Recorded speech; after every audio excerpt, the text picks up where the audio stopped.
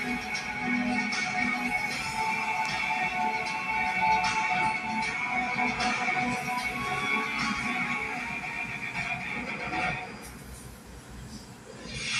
America. Mark Levin, and welcome to a special Memorial Day Sunday edition of Life, Liberty, and Levin. I appreciate all of you who tune in each and every weekend, every show.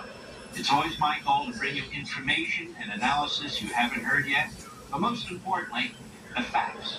One of my favorite things about this show is I get to bring on my friends who are not only brilliant, but good people and patriots who love this country. So tonight, you'll hear from just a few of many who fit that description. Brett Bozell, Larry Arnn, Alan West, Craig Shirley. But first, I want to bring you an important discussion I had just last month with one of the brightest and loudest voices in conservative movement today, my good buddy Pete Hegseth. And like you, he sees how Joe Biden is destroying the republic right before our very eyes. Go.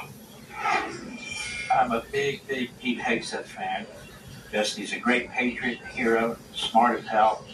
Pete Hegseth, obviously, Fox and Friends weekend co-host, Iraq and Afghan war veteran. We have a brand new book coming out in a few weeks, The War on Warriors, Behind the Betrayal, the Men Who Keep Us Free. Very, very important. When the book comes out, I want to have it back. So, Pete, you heard my monologue, as I understand it, and my contention, my position is that Joe Biden is an evil man. He's always been an evil man. He started out supporting the Confederates of the Old South and segregation and racism and opposed public school integration. He will ride any wave to retain power. He wants to make sure the next election is close, so he's trying to put Donald Trump in prison or at least get him convicted, so that becomes the issue. He keeps threatening that Donald Trump is threatening democracy. No, it's Joe Biden who is destroying our republic and destroying Israel's democracy. It's a twofer for him. What do you make of that? I agree completely, Mark. Phenomenal setup. And revealing the way in which the White House is trying to manipulate against our allies. You said it right. Joe Biden, for his entire career, has ridden a wave. He's not a talented guy.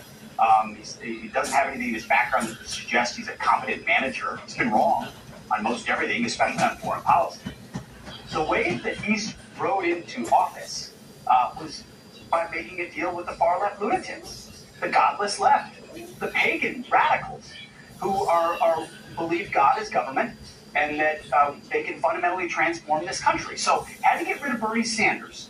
And even though he sold himself as a centrist, he made a deal with Bernie and the Hamas caucus, which is why you see his treatment of Israel over a few votes in Michigan.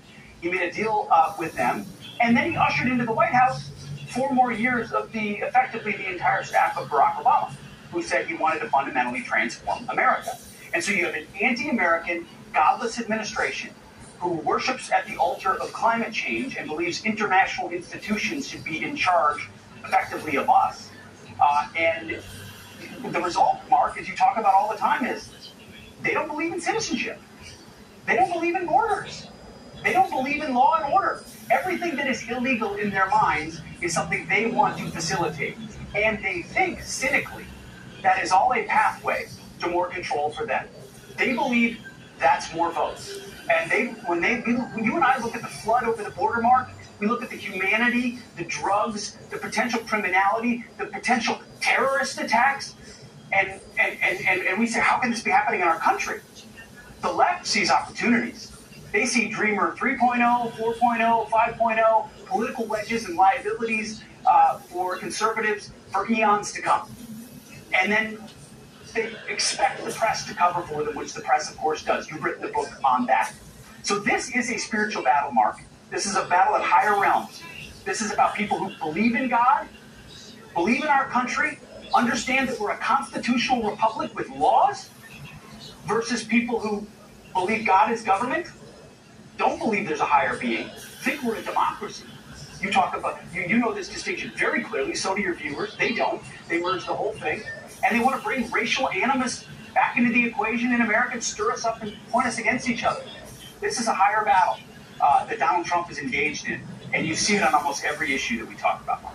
Well said. And you know, the media are so corrupt that they are contributors to this. And I was talking the other day about the Democrat Party seeks monopoly power, like all autocratic parties do.